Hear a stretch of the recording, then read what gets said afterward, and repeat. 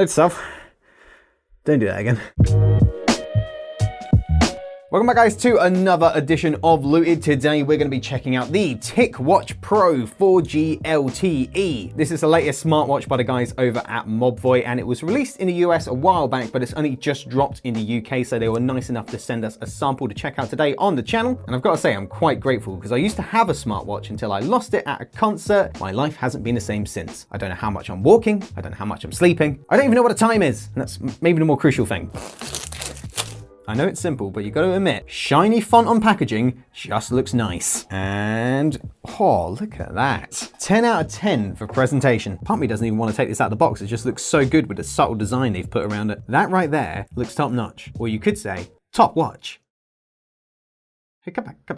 In the box, you get a watch, the USB charging unit, and quite a cute little manual. That's probably the smallest manual I've ever seen. Now, the TicWatch Pro runs on Wear OS, which is Google's operating system for watches and other wearable devices. And it's actually one of the first watches to be released in the UK which actually utilizes the operating system. I'm already impressed by the premium look they've managed to give this watch. I mean, the strap is silicone, so there's nothing too fancy about that, but it feels like really good, solid silicone. It's kind of like the sporty part of the watch, and in the middle it's all business, baby. Posh spice and sporty spice. All put into a watch. Oh yes. On the bottom here you got your sensors, so that'll be detecting your heart rate and stuff like that. Now, my last watch also had a silicone strap, but I found out the hard way it just wasn't very good. It broke twice on me. The first time with the original strap it broke in the gym, and then the second time after I admittedly poorly bought a third-party strap, which is not advisable. And that one was the nail in the coffin for that watch because it just flew off my wrist at a concert, and for all I know, it was either stolen or smashed into a million pieces. But on the face of it, the strap on this watch right here feels so much more secure. It's not just glued to the watch face, it's actually secured properly like a watch should be. Despite it being bigger than my last one, it doesn't feel that much heavier. It feels quite nice. It's like it's light enough not to be annoying, but it's not too light that you forget it's there.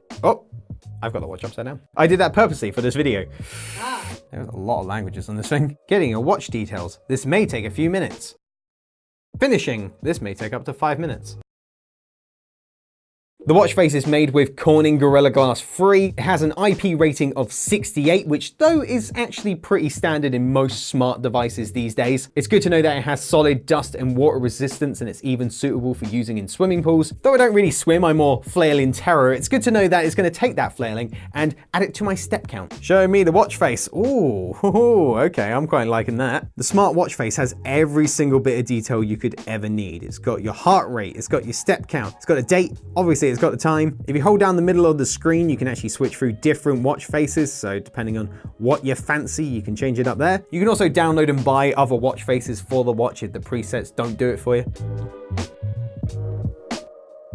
So I've just spent 24 hours with the TicWatch Pro, and I've got to say, I'm enjoying what you get with this watch. There is one feature in particular which I'm having a bit of trouble with at the moment, but I'll get to that in a minute. But everything else that I've tried with this watch works perfectly fine, and it's everything that I needed. One major function which I wish I could use with this watch is the 4G. If you want to use the 4G in the UK, you're going to need a Vodafone SIM, and I don't have one of those. If you don't have a Vodafone SIM card, it doesn't lock you out of any features. You can still use them, but you do need to have your phone on you at all times so it's connected, so you can connect to Wi-Fi or connect to your phone's 4G, which admittedly, most places I go, I have my phone on me. But if there was any situation where I didn't have my phone or I didn't want to take my phone out on that day, I wouldn't be able to do that and utilize some of the features on this watch. It's a shame because if I was lost and stranded somewhere without my phone and I don't know, fell down a mountain and broke my leg, I wouldn't be able to call the emergency services on my watch because I don't have a Vodafone SIM card. Fortunately for us, we live near the sea, so the only situation that could really happen is me drowning, and then the watch probably wouldn't work at that point, so it wouldn't matter anyway. The typical fitness functions on this watch work great, so the step count, the heart rate monitor, stopwatch and fitness tracker, all works perfectly. Admittedly, I didn't try them out with a full workout because I was feeling a bit lazy today, and I've only done 1,032 steps, which really isn't much. But one thing I have noticed, which is a really nice touch, is that the watch face actually changes subtly depending on your heart rate. Let me show you. At the moment, my heart rate is reading at 69. Nice. Which is pretty low, it's a resting heart rate, so it's given the watch face a blue tint in certain areas. But then if I raise my heart rate, it will go to yellow, orange, to red. It just makes it so you can react quite quickly to what you're seeing on your watch. If it's bright red, you know something's up. You might be having a heart attack. Or you might have just done 50 burpees and you're on the verge of vomiting, which is me on a regular basis, because burpees suck. Oh, my heart rate's actually gone up to 102, and as you can see here, it's now gone to like a turquoisey color. I wonder if I can actually get it up to red. Squats, squats, squats. Let's actually turn on the health app while I'm doing this, because I might as well. If you didn't track the exercise, did it even happen? Just saying. Let's get started. Freestyle exercise. Go. This is not an ideal location to be doing squats. Heart rate 84, it's dropped. What's going on? 30 seconds of squats and then 30 seconds of something else. All right, 30 seconds. Next phase. Push-ups. You won't be able to see this. 1, 2, 3, 104, 105. Give me an exercise, quick. Lunges. Lunges. Lunge. Lunge. 3, 2, 1. Note to self, don't do that again. Long hold and press to end. Done. What's the point of this again? Heart rate. Heart rate. Okay, after all that, we managed to get to 107, which is still in the turquoisey yellow zone. I guess if you go much higher than that, they'll end up in the yellow zone, and then any higher than that, it'll end up in the red. One thing that I've never really gotten into is using AI virtual assistants. So with this watch, I was really hoping to utilize Google Assistant a lot more, mainly for putting reminders in my calendar, but for some reason, I can't get it to work on this watch for the life of me. Every single time I try to use it, it says I'm not connected to Wi-Fi or my phone, and I know I am because I'm using other features, but for some reason it always pops up with offline. Make sure that your watch is connected to Wi-Fi or to your phone, and it certainly is, but for some reason it's just not working. Turns out this is because Google can block Google Assistant from working if you're logged into a Google device using a company email. Doesn't make too much sense to me, because I would have thought that people with company emails probably want to use Google Assistant to remind them of meetings and stuff like that. But I changed my account, I logged in using a standard Gmail email, and it works perfectly fine. Let me prove it to you. Okay, Google. Remind me to call Ben about the thing tomorrow at 2 p.m. Alright, I'll remind you tomorrow at 2 p.m. See? Works perfectly fine. Anyway, back to the video.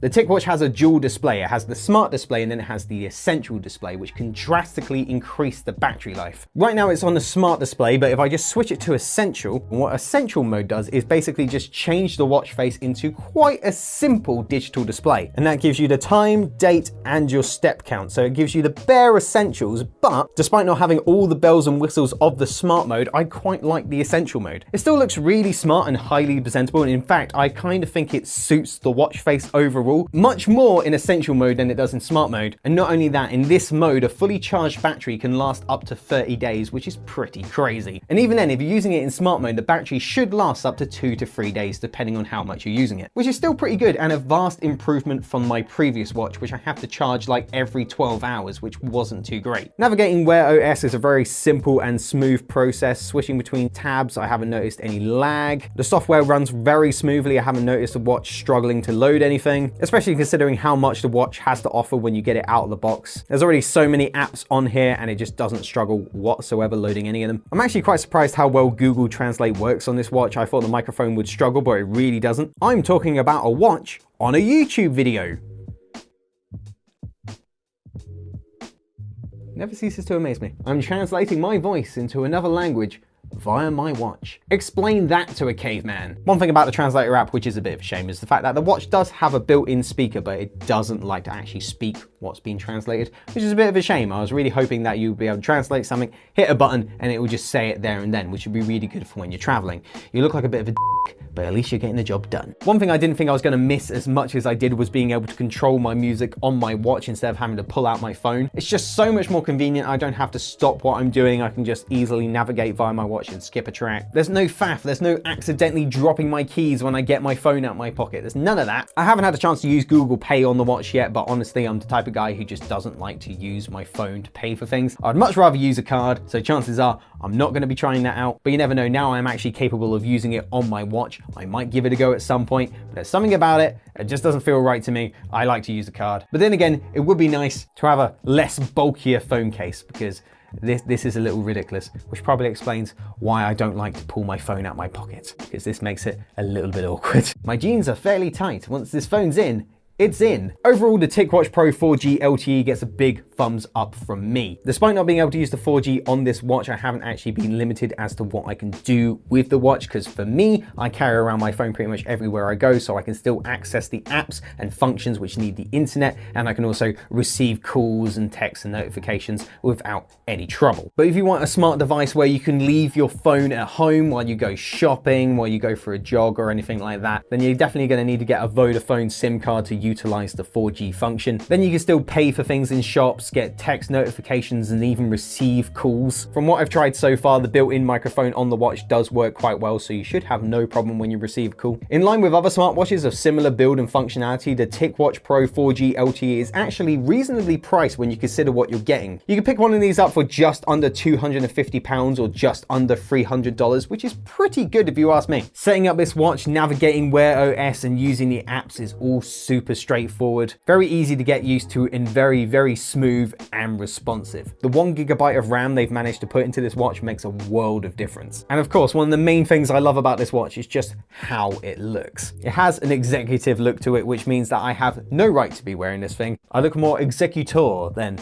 executive. For someone who's not fully immersed in the tech world and this is only their second smartwatch, I'm enjoying it. I'm glad it's a vast upgrade to my previous one. I'm looking forward to getting to grips with all the other apps and features that this watch has, and considering how much I've enjoyed the last 24 hours with this watch, I can see me using it for quite a long time to come. And with that, that's gonna be it for another edition of Looted. Shout out to Pika Foop, Keegan McAdams, and Natasha Savage on Patreon. Thank you very much for your support. And if you like this video, hit like. If you like all our videos, hit subscribe. We've got more videos on the way. Follow us on our social pages, and if you want to support the channel further, check out the link in the description to our Patreon page, and you can also join us on our Discord server. We'll see you guys in the next one. Have a good one.